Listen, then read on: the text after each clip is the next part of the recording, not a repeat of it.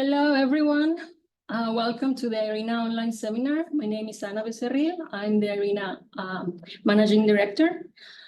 And today we have a special online seminar focused on mental health, which is very important. And our speaker today is Rachel Younger. She is at Michigan State University. She is an academic specialist for science, technology, engineering, and mathematics, outreach and therapist for the Facility of Rare Isotope Beams.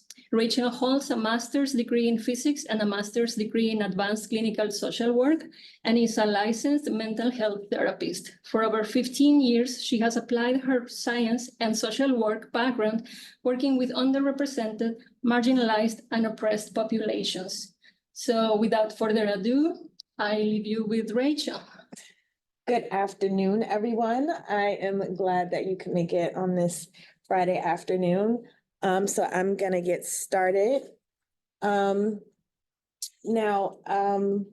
This presentation, when it comes to mental health, there's a lot of topics that can be discussed.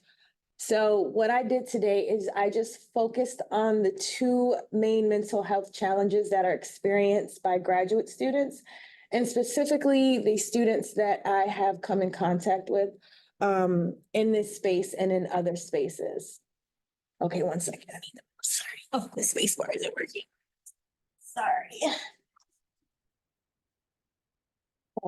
So before we get started, I just want to, for anyone who is online, if you need to step away, if something comes up during the presentation that makes you uncomfortable, definitely take time to step away for a minute, come back if you need to, check in with yourself, see how you're feeling emotionally, but also check in and try to notice your physical sensations as I cover some of the topics. I welcome any questions and comments during the talk. You do not have to wait until the end. So if you see something and something comes to mind and whether it's a comment, a question, or you just want to add to the conversation, feel free to do so. When making comments, if you do make comments, please be mindful and be kind. And if you want to follow up with me, if there's information here that's presented that you would like to know more about, send me an email. If you have questions or things that you don't want to put in the chat or you don't want to say verbally, just shoot me an email and I will get back to you. We also enabled the anonymous questions. Okay. So anonymous question. People can ask anonymous questions in the chat, I think. So Anna was letting me know that the anonymous questions has also been enabled. Perfect. Okay, why does it want to click for me? Okay. So is it okay if I minimize this? Yes. I'm going to start with this quote. Poor mental health has a detrimental effect on students' experiences, well-being, and achievement. And I'm starting with this because this is not just in this space, but our mental health impacts everything, our behaviors, our decision-making, and our thoughts. And so before I go into some of the common mental health challenges, and you'll hear me say challenges sometimes instead of disorders, I want to go through a couple of definitions and some things that sometimes get used interchangeably in the field. So before we get to that, the first is wellness and well-being. So you will find many different definitions for wellness and well-being, and I chose the definitions that I felt were not too clinical, but also viewed wellness and well-being as something very positive. So the Global Wellness Institute defines wellness as the active pursuit of activities, choices, and lifestyles that lead to a state of holistic health. The American Psychological Association, APA, defines well-being as a state of happiness and contentment with low levels of distress, overall good physical and mental health and outlook, or good quality of life. And so we have these scales that if you look at the dimensions of well-being, originally there was a psychologist, Dr. Riff, and he came up with psychological well-being. And there were 5 dimensions to that. And I'm not sure if you all can see it on your screen, but there's acceptance, positive relationships, autonomy, purpose of life, and mastery of the environment. This was in the 80s, 1980s. So as we shift some of these things, life experiences, we have to consider those things as well. And so we move into a space where now people are starting to look at the 8 dimensions of well-being, which include financial state, occupational, intellectual, spiritual. And so the layers of what well-being and wellness, because that gets used interchangeably, is growing, because mental health doesn't affect us the same. Each person is different. And these different dimensions, these different layers, really are a determining factor, or the determining factors in how our mental health is impacted. So mental health is a state of mental well-being that enables people to cope with stresses of life.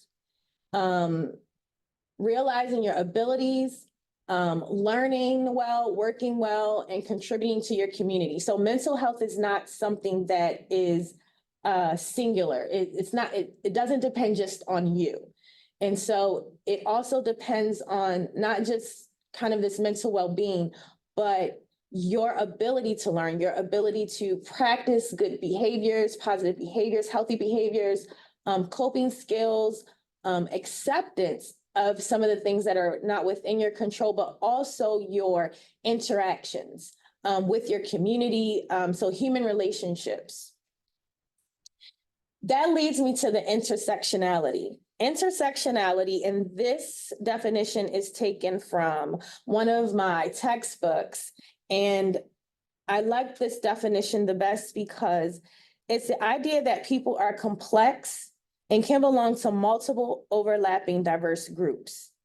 And not just that, but intersectionality from the point of view of social work and mental health regarding social work also includes not just the labels like race, gender, sexual orientation, age, but the interactive part of your life, which sometimes I refer to as the lived experience. And so this comes into play like when we think about culture. Those things are part of the intersectionality. Maybe the decade you were born, the music you listen to, the type of food, even technology. That's all a part of those layers. And that's what I have for this image here. I think this was the best image that included some of the things that typically aren't focused on. Normally we go straight to race or class or religion, but like nationality, your hobbies, that's another layer that puts you in a separate group with people. Your education, your marital status, even where you live. These things are a part of your identity, and they're also important to your mental health. This is very important when it comes to mental health because of what we call risk factors. Risk factors are things that can increase a person's vulnerability to mental health challenges.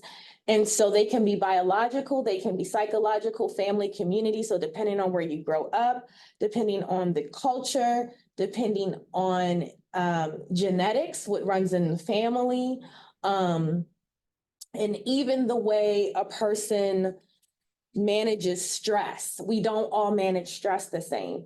So we have certain risk factors that are a part of how our mental health is impacted, and that is going to vary from person to person. And so being aware of these things are very important when you are feeling emotional distress. Maybe you haven't been diagnosed with anything, but you know that maybe you're not feeling okay. So I didn't include a definition for stress because it's kind of more like a technical thing.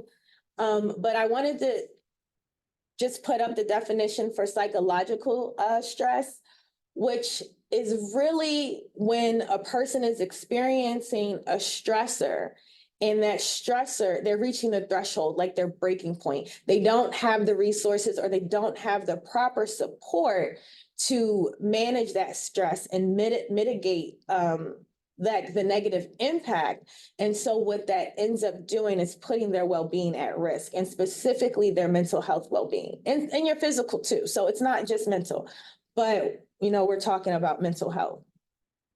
So the stressor is whatever, kind of stimulates, gets those symptoms, gets those feelings, like gives them a rise. This particular definition says it leads to anxiety, but it can lead to other mental health disorders as well. And it really has to do with how a person is able to cope, but their environment, their resources, and their support. I included eustress because when I put this presentation together, I had someone look at it and they said, "Is that a real word? Is that a real thing? I've never heard of it." And I said, "Yes, well, it's a good thing it's here, because this is the type of stress that we can handle effectively." And sometimes that type of stress can motivate us. And so that's probably when, if it's something you really enjoy or you really like, and it might carry a heavy responsibility or stress, but you're motivated, you're self-starting, you get it done, and it leads to, development. And so eustress is, I guess we could say, like positive stress. So some stressors that are common in this environment, and I'm going to say physics environment, graduate students, researchers, postdocs, even professors, is if you already have underlying physical and or mental health issues, finances, family issues, and family issues could range from being a caregiver to having children. There's generational differences in the field. Some people are single. Some people may be single with kids. This could also just include being far away. There is a diagnosis that's called adjustment disorder, and it's kind of like a single episode type of thing, but one of the stressors for that, or triggers for that, in the manual is college. Actually, it's explicitly stated in the book. So any type of big transition that might put you further away from your family, or if your family is away and they're somewhere where they are dealing with a lot of complications, whether it's financial or political, this can cause stress. Research and publication requirements, I think, is a huge thing. Work-life conflict, which is the opposite of work-life balance. And that is just when your work and your personal life, there's a conflict. Either you bringing your homework with you, you're not finding time to do the things that you need to do in your personal life, and maybe work is taking over, or it could be the other. Maybe your personal life, you're giving a lot of time to it, and so it's impacting your work. Academic workload, and then back to that intersectionality piece, how you identify, whether woman, gender orientation, sexual orientation, ethnic background, microaggressions, racism, and sexism are all stressors that can be experienced anywhere, but also in these spaces, in our spaces.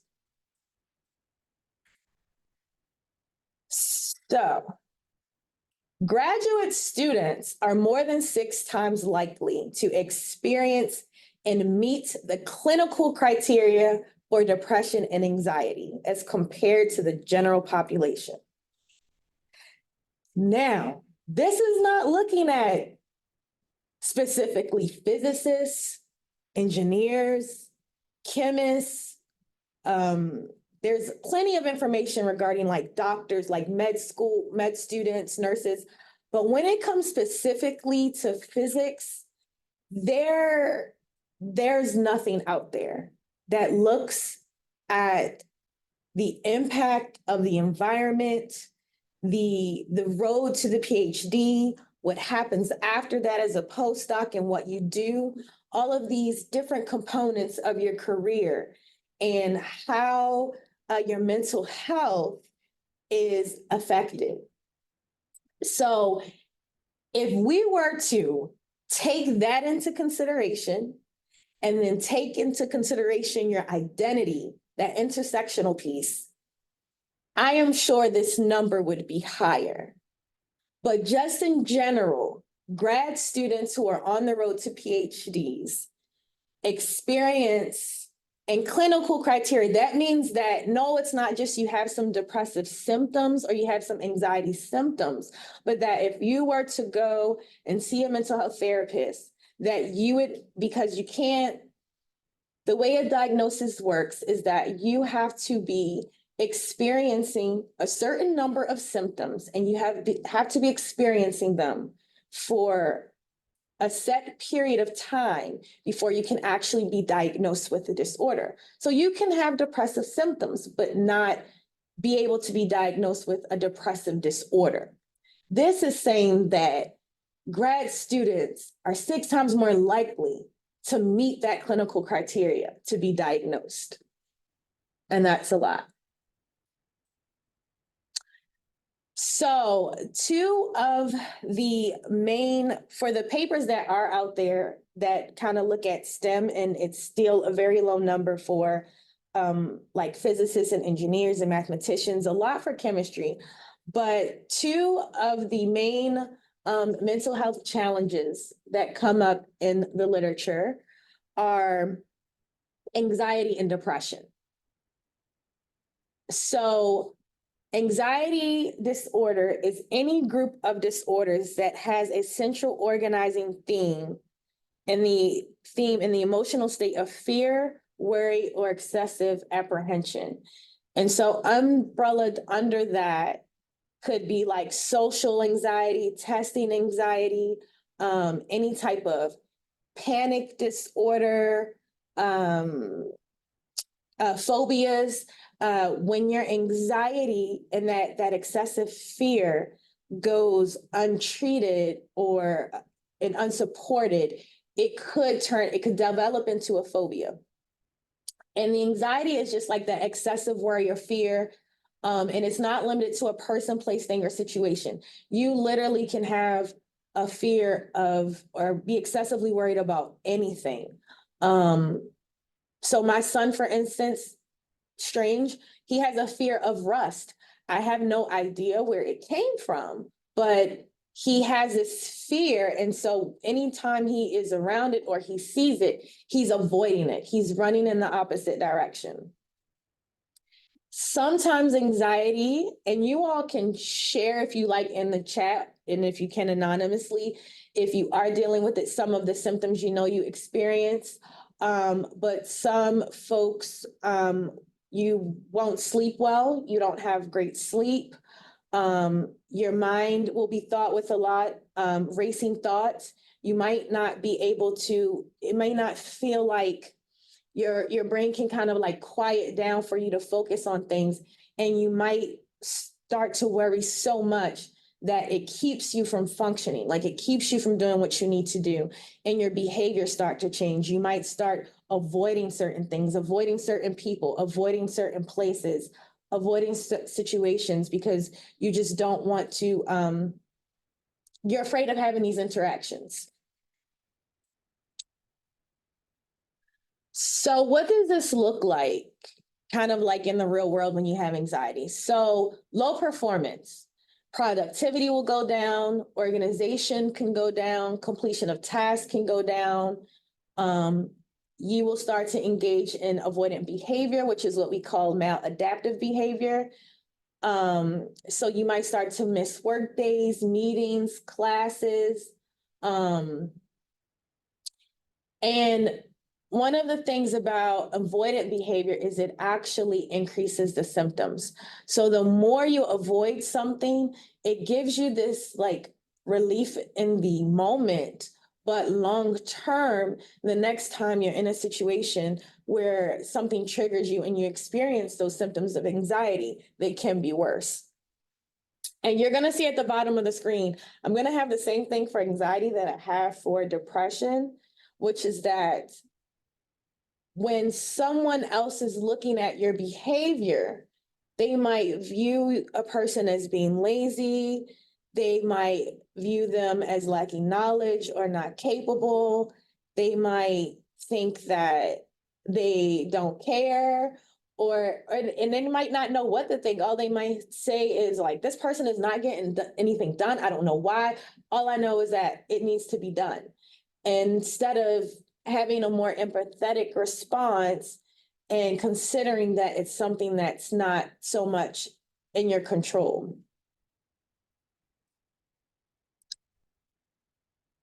So depression is a mood disorder, and the central thing about depression is really kind of feeling low, feeling empty. You can feel sad, even irritable. I think sometimes when depression gets discussed, it gets discussed in this kind of like, I'm in a dark hole kind of place. I'm sad, I'm lonely. And that dark place can sometimes feel really big and like you can't get out of it. Sometimes when people have depression and they become irritable, they could also engage in like aggressive behavior. They could be snappy. And this is kind of like a thing that happens, and it's layered because you might not be eating the same, you might not be sleeping, and you're unhappy. And sometimes people, when they're depressed, they can have a lot of negative thoughts, and sometimes that could be about self. Sometimes it can be about others, the world around them. And when things start to impact your eating habits and your sleep, and then your energy, you start to have low levels of energy and you're not motivated to do anything, and you start to withdraw from everything, whether it's hanging out with your friends or activities you would normally find interest in doing. It's kind of like this snowball effect. And sometimes it can be really hard to get out of. The one thing that I didn't touch on in this presentation, and because you all are online,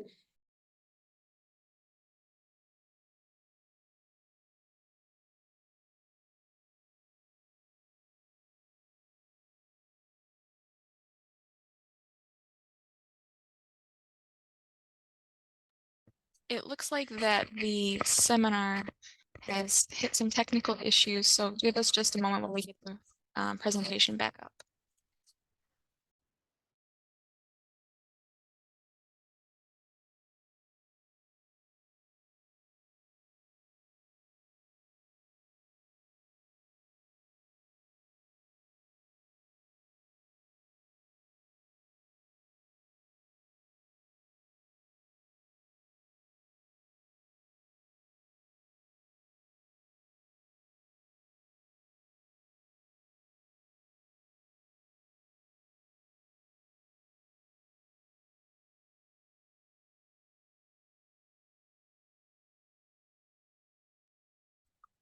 and we're back.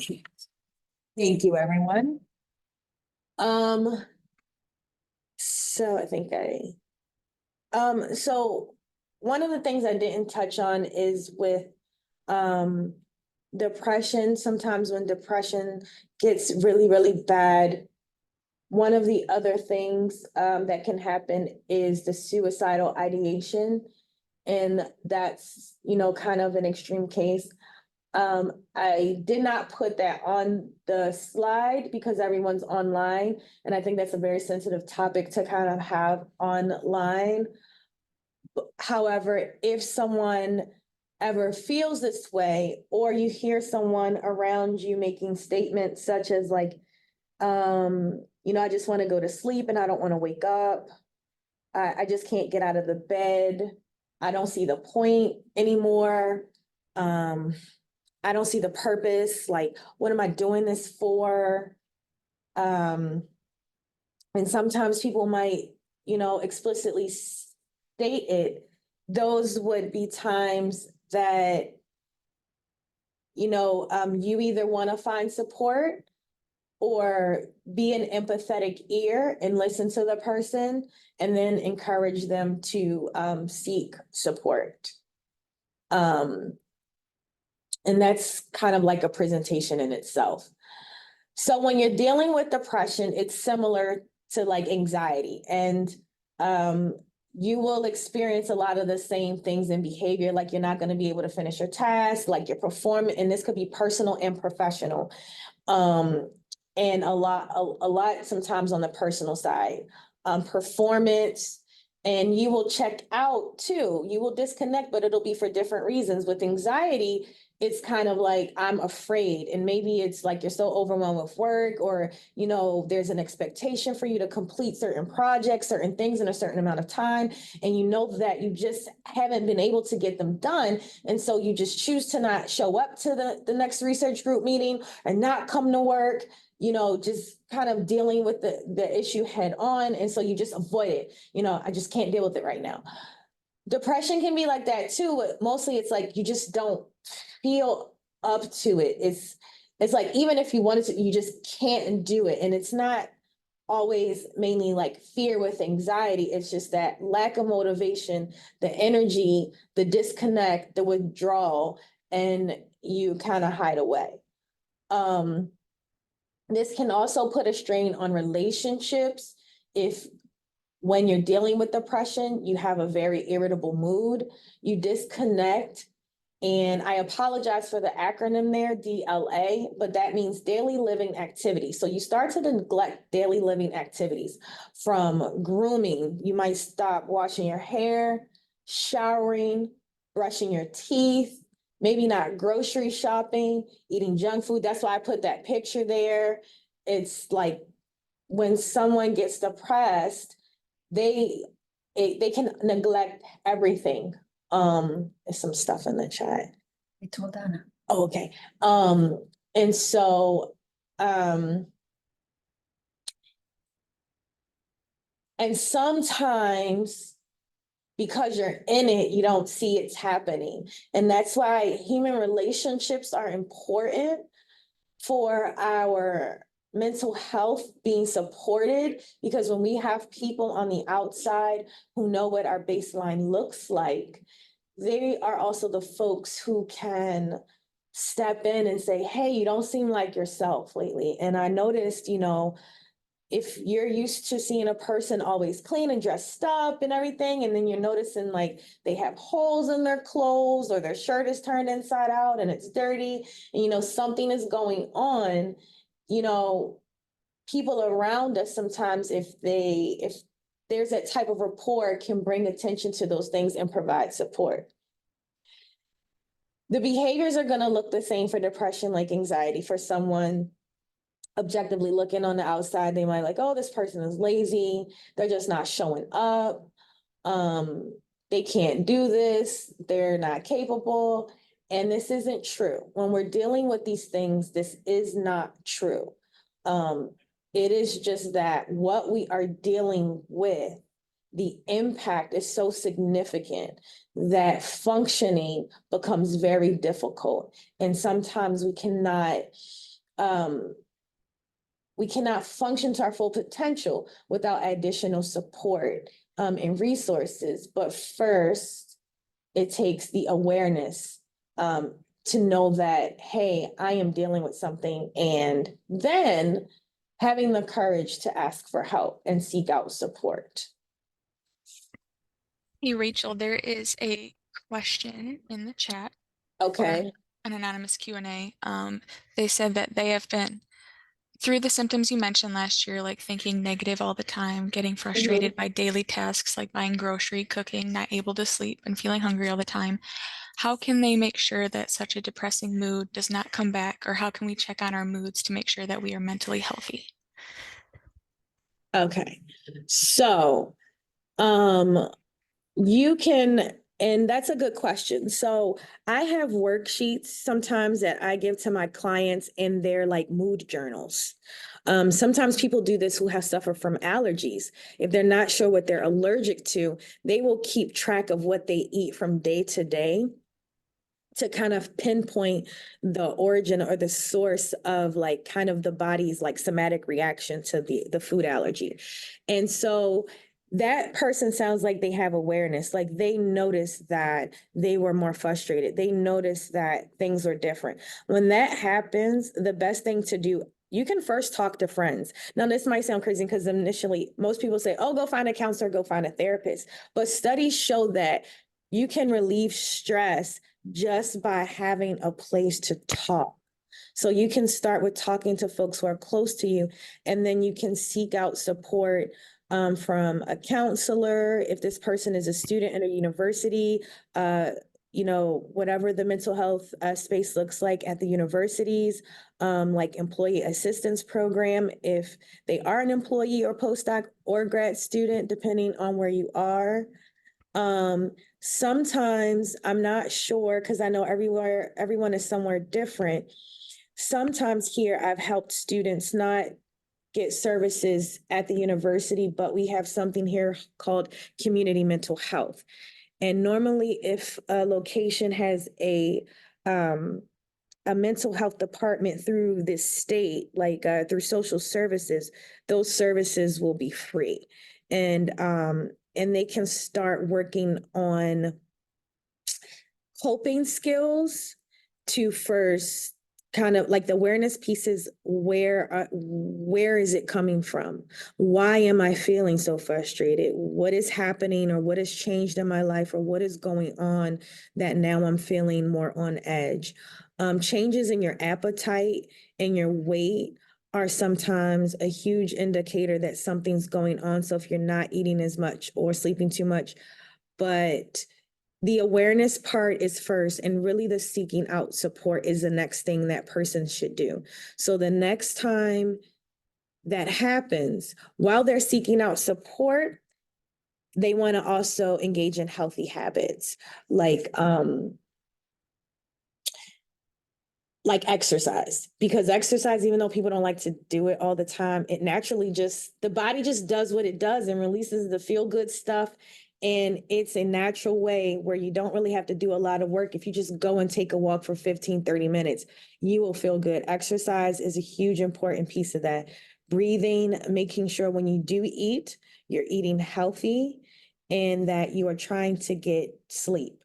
When I have folks that I'm working with who also have problems with sleep, because sleep is important, and it can also, if you don't get enough, can lead to sleep deprived psychosis.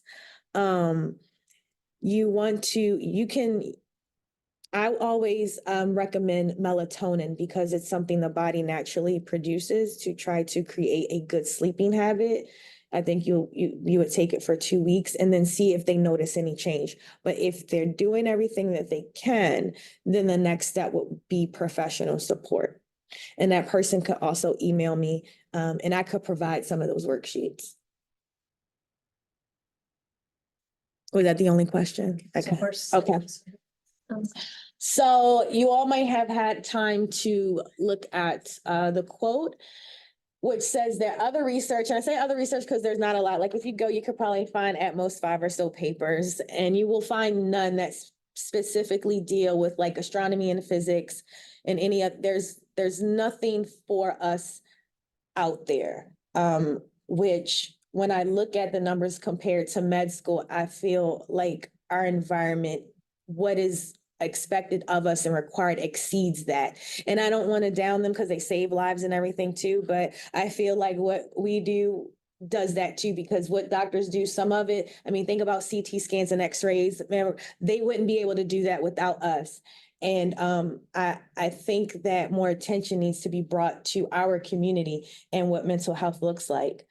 So the other quote, other research on student mental health from a student lens suggests positive mental health is connected to improved cognitive and psychological functioning, including higher academic engagement, creativity, decision-making, problem-solving, concentration, productivity, retention, outcomes, all of that good stuff.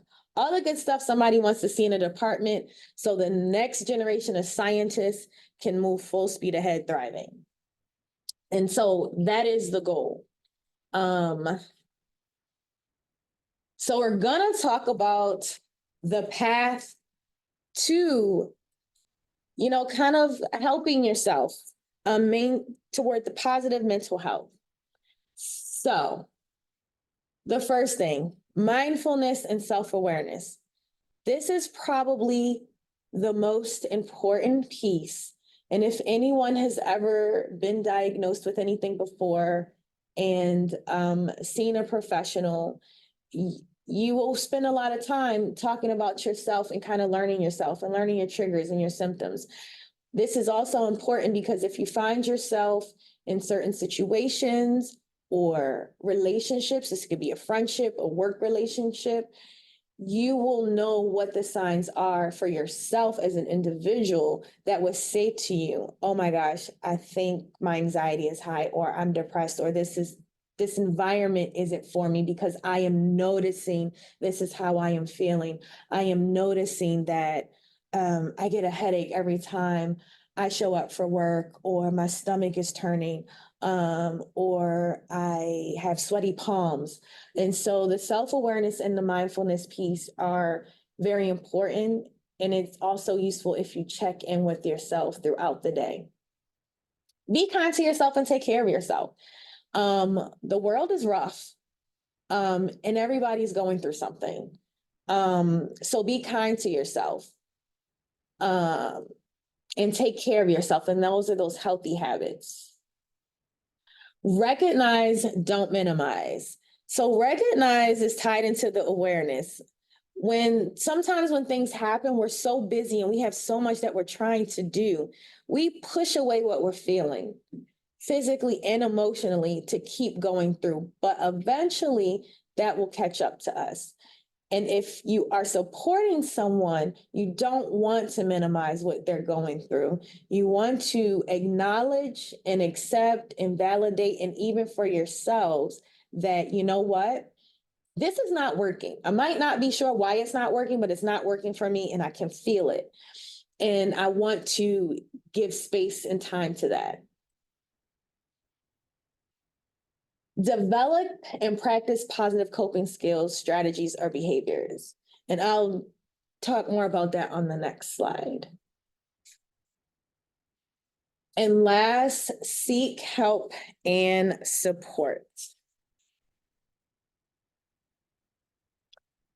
So mindfulness, self-awareness, you can do this through mindfulness meditation, and that's just kind of sitting quietly with yourself. And your thoughts might run, but that's really just taking time to be still with yourself. Notice your breathing, focus in on that. Notice what your body is feeling, where you feel physical sensations. And that ties into the progressive body scan. If you're feeling sensations in certain places, and are these things good or bad? Because sometimes when we're doing a lot, we don't pay attention to it until, and it might be something that happens and we have to be still. And then we notice all of a sudden, like, oh my gosh, I'm not feeling well. Or, you know, this, I don't, for me, it was migraines. I'm like, oh my gosh, why am I having all these migraines all of a sudden? Grounding exercises are good too, especially for anxiety. And I can, for anybody who might want a worksheet on that, I can email that. And the deep breathing. Be kind to yourself and take care of yourself. Positive self-talk and challenge negative thoughts. Sometimes our negative thoughts are not based in facts, they're based in emotion. And so there's a skill where you can deconstruct the negative thought and basically prove that it is wrong. And that it is maybe just the emotion, but it's not a fact. And then that is supposed to minimize the emotional distress. Recognize, don't minimize. Be aware of your symptoms, acknowledge physical changes and sensations, normalize mental health conversations, and be empathetic. The bottom two, I think, are important for spaces where mental health still is stigmatized and people don't talk about it. And that sometimes these things aren't considered when people's behaviors or performances change. And so we want to normalize having conversations around that. If you see someone struggling or you're struggling, that you're comfortable to say, okay, this is what I think is going on, to who, if it's your superior or a friend, a professor, whoever. Develop and practice positive coping skills, strategies, behavior. Eat well, get your rest, exercise, healthy hygiene, chores, engage in hobbies, lean on support systems.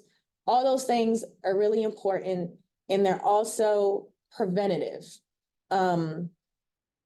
It's kind of like brushing your teeth. If you don't brush your teeth, what do you expect to happen?